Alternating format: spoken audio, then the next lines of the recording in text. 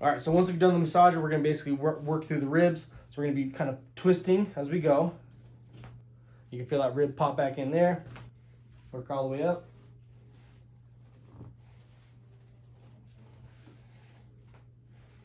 All right.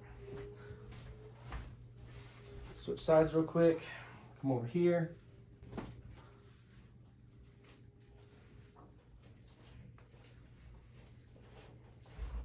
So most of the pain that Zach was having through here was mainly caused from ribs. We're also going to evaluate through here when we basically do the hip adjustment on his sides. Okay. So once we've done this, we're going to move into the spinal adjustment, basically thoracic. So low area all the way up into the neck area. Okay. Go ahead and take a deep breath in here for me. All the way out.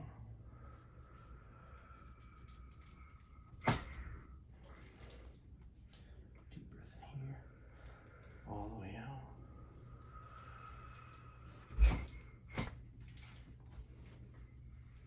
Deep breath in here.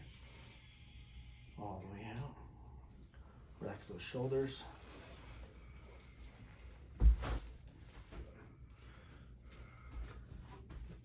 Deep breath in here. All the way out.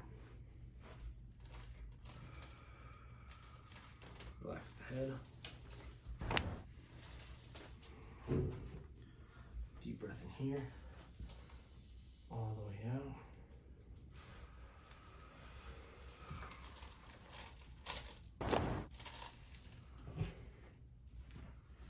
One of the other areas that is super important to check. So we've gone through the area right here by twisting the head out of the way, opening that up. But a lot of times when you have shoulder pain that kind of goes down the arms, any kind of tingling, numbness that goes down the arms, it's not going to be related to the neck. Can be related to the first rib. So you want to go and find the trap muscle here, move just right in front of it, scoop up this way, and then that's the first rib. So the way to adjust it, deep breath in here, Zach, all the way out. Bring the head over, up like that. Same thing this side, deep breath in, all the way out. Just like that. So when it comes to adjusting the hips, main thing is Zach's having the most pain on the opposite side. So we're gonna start with this side first and then work on the side that's more, I guess, in pain. So with this one, main things we evaluate is hips if they've gone backwards or if they've gone forwards. And then we adjust accordingly. With the hip moving backwards, take a deep breath in here for me, all the way out.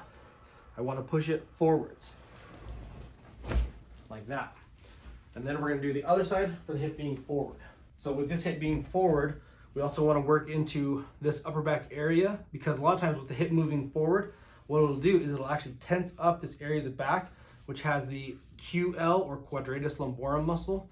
So the best way to kind of release that one is we're gonna bring the arms like this. You're gonna hold, I'm gonna reach underneath here like this, and we're gonna stabilize the area above it. And then take a deep breath in, all the way out. And we're gonna come through and pull this area just like that.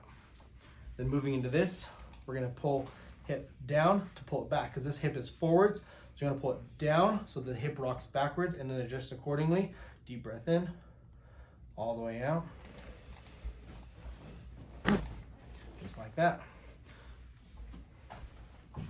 So with adjusting feet, first thing we're gonna check is talus, this bone here, where you could say basically the ankle.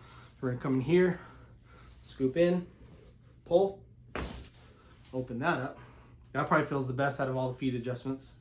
And then we're gonna come through here. Get this one. Another way to check this one is also we're gonna bring up here, bring knee across, and set down across like that. Last thing we wanna really focus on is we kind of did the first part of the ankle, middle, now we're gonna work into the toe areas. So we're just gonna hit the toes like this. We're gonna pull up this way. This one helps with hammer toes as you get older. And then move into this foot, start with the ankle area. Come in here, open that up, through here, middle, pull through those, up, up, up, and then pull. Perfect.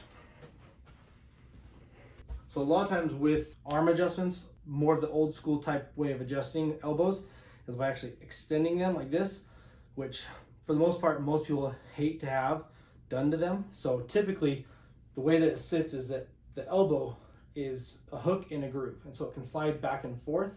So the way we like to do this is turn the arm this way and slide across like that. With this one, we just want to push the radius back in, wrist, decompress. You can feel that kind of snapping back in. Fingers.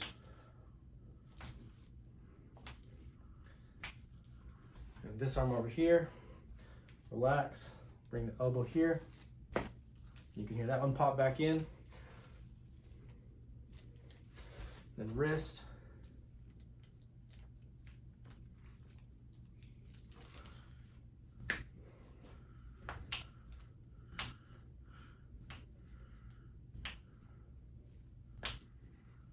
So after checking out the jaw, main things I look for is I'll have the patient kind of open and close their jaw. Okay, and then I'll have them do it in a very slow manner. Go ahead and slow. And down. Okay. So biggest things I'm feeling for is if there's any clicking or popping, how the jaw moves as it comes out and in. And then also, as my fingers are here, if the jaw moves the same on both sides from where the joint is here.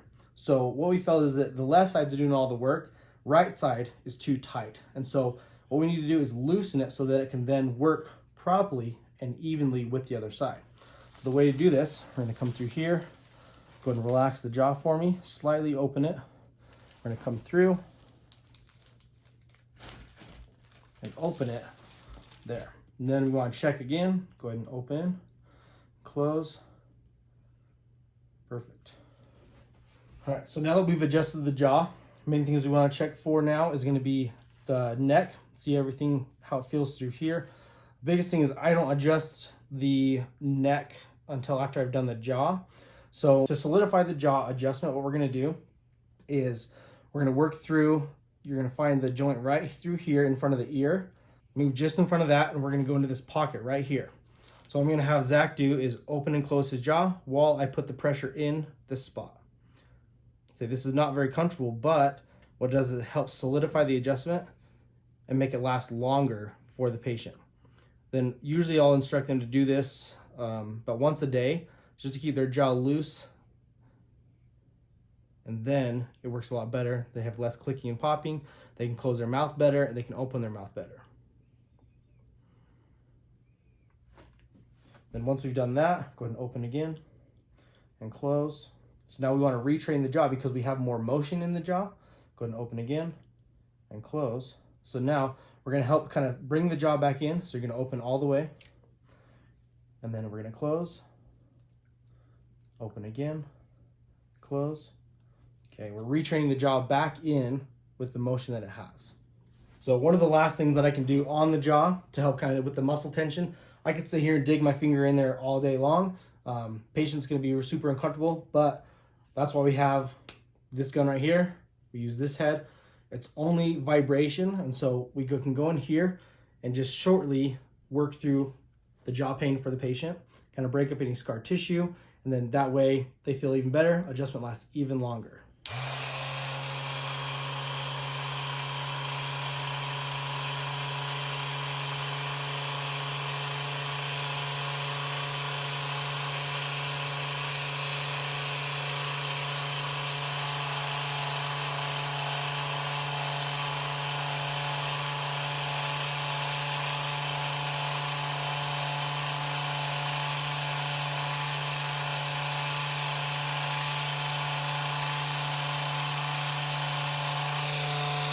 So now what we're going to do is once we've adjusted the jaw, we don't want to adjust the neck first, because once we do the jaw adjustment, because it does kind of rotate the neck as I do it, if I've adjusted the neck, sometimes it can kind of torque the neck or tighten the neck back up. So typically when I adjust patients, I'll do jaw first and then the neck.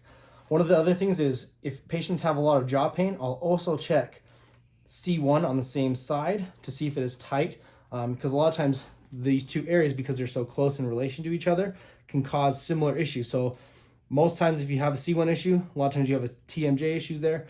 there as well as if you have a TMJ issue on this side, they tend to also have a C1 issue on this side as well. That's just one of the findings that I have found.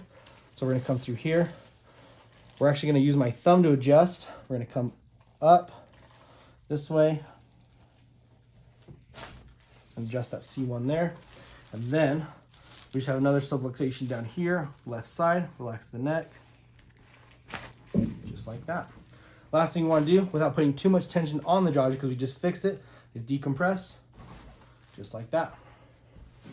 I want to thank all of you for watching the video today and for seeing me adjust my buddy Zach. And one of the cool things that we got to see in this video that I don't think I've shown in any other videos is the use of the rapid release gun on the jaw.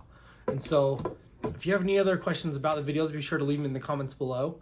And then if you like this video, be sure to subscribe and like this video, and then look forward to a lot more content coming in 2022.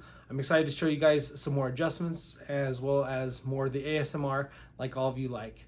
And again, I'm Dr. John Clayton, your Layton chiropractor. Thanks.